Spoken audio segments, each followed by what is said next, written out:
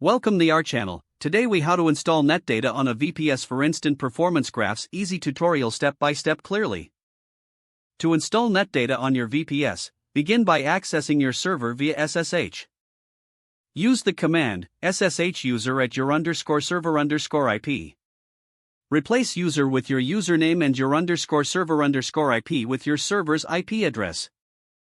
Once connected, update your package list by running sudo apt update. Next, ensure all existing packages are up to date with sudo apt upgrade. Now, install necessary dependencies using sudo apt installs lib1 gdev uuid dev lib of 1 dev gcc make git. With the dependencies in place, download the Netdata installation script. You can do this using the command git clone https://github.com/netdata/netdata.git depth equals 100. Change to the Netdata directory by typing cd netdata.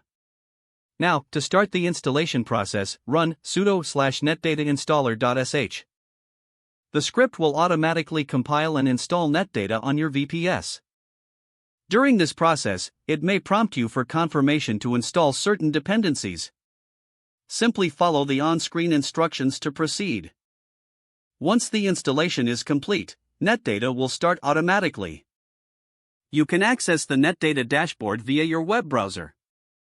Open a browser and go to http://your_server_ip 19999.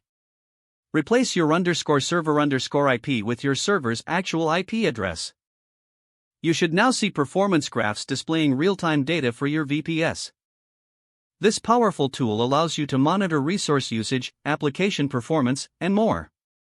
For ongoing performance monitoring, ensure that your VPS remains accessible and secure.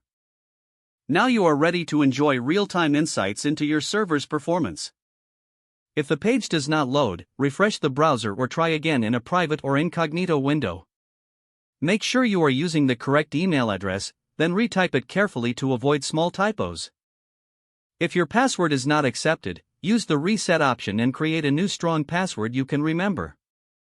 Check your spam folder for verification or security emails, then complete any requested confirmation steps.